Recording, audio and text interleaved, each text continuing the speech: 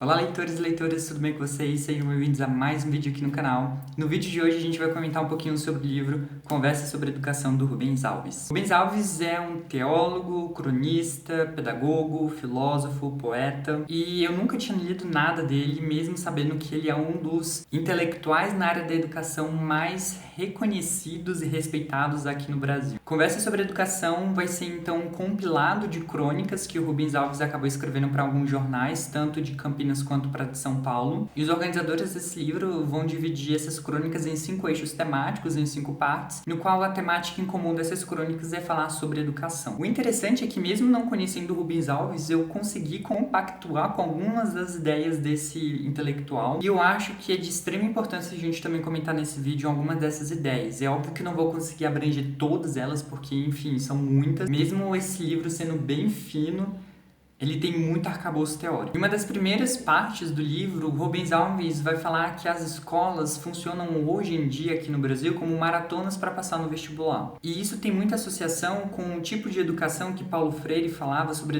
educação bancária. A educação bancária nada mais é do que a gente transformar a educação em um tipo de capital, para que um dia eles utilizem esse capital, por exemplo, no vestibular. E provavelmente nunca mais usem esse capital. Essa pedagogia bancária, ela é problemática porque a gente acaba lidando com a educação de uma forma acrítica. A gente faz com que essas informações que os alunos acabam memorizando não façam nexo, não façam sentido umas com as outras. Simplesmente é um bando de informações desconexas. E como o vestibular é muito conteudista, ele acaba influenciando a nossa educação nesse sentido de pedagogia bancária. Para a gente fazer uma comparação de como é que funciona esse sistema aqui no Brasil com outros sistemas pedagógicos de outros lugares do mundo, muitas universidades da Europa e até mesmo, se eu não me engano, nos Estados Unidos, eles utilizam um sistema no qual eles valorizam o percurso, a trajetória do aluno durante toda a sua vida escolar. Então, além deles avaliarem o aluno com as suas notas, com a nota que ele tirou, por exemplo, em algum outro tipo de vestibular que eles tenham, ele vai analisar atividades extracurriculares. Eles querem instigar o aluno a, desde pequeno, a saberem qual é a sua vocação. E, infelizmente, em vestibulares conteudistas, quando a gente valoriza o que o aluno é simplesmente em 1 ou 2 dias, como, por exemplo, o Enem, a gente acaba não instigando a vocação do aluno. Luiz Alves também vai falar em outras das suas crônicas que o papel da pedagogia, o papel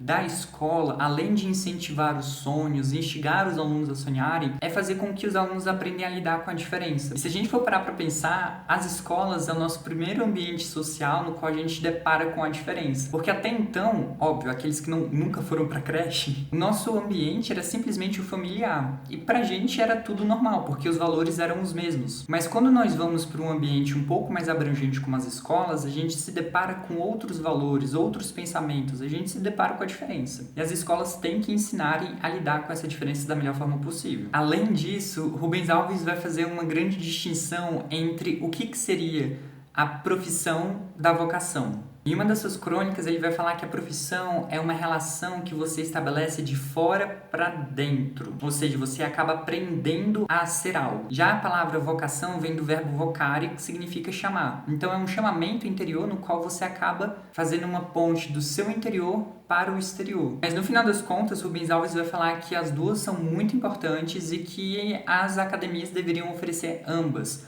Ou seja, além do curso de profissionalização com diplomas, elas deveriam também oferecer certos ofícios. E é engraçado que também ele vai fazer uma associação com Noé, porque Noé, a profissão dele era ser uma pessoa que trabalhava com vinhos, ele fabricava vinhos. Mas se ele não soubesse construir um navio, ou seja, mexer com a madeira, ele teria morrido afogado. E para finalizar a coletânea de crônicas, ele vai falar um pouco sobre os absurdos pedagógicos, que seria então a última parte do livro. Desses absurdos, 2 me chamaram mais atenção e, assim, de fato, são grandes absurdos. O primeiro é a lei da presença, porque até então, no Brasil, a gente tinha uma lei que falava que era obrigatória a presença dos alunos pelo menos em 75% do curso. Caso o aluno não completasse esse 75% de presencialidade, ele não iria conseguir o seu diploma. Se não me engano, até hoje isso existe, mas agora é 70% ou alguma coisa assim. Eu posso estar me enganado aí no meio das leis. Mas o que o Rubens Alves vai falar é que presencialidade não garante a aprendizagem. E o outro absurdo é a questão da reprovação. Porque a gente acaba reprovando um aluno em todas as matérias, sendo que ele só não conseguiu se lidar bem em 1 ou 2. A gente poderia se aprofundar melhor nos pensamentos do Rubens Alves, são crônicas excelentes, eu acabo indicando tanto para as pessoas da área da educação quanto aqueles que também querem pensar sobre a educação, mas não de uma forma teórica e sim de uma forma descontraída que o Rubens Alves propõe nesse livro. Eu vou ficando por aqui, um super grande beijo para vocês. Por favor, caso você não seja inscrito no meu canal, se inscreva, dê aquele joinha para poder me ajudar e compartilhe esse vídeo com algum de seus amigos que se interessem pela literatura. Pode ser que meu conteúdo agrade a eles. Tchau, tchau!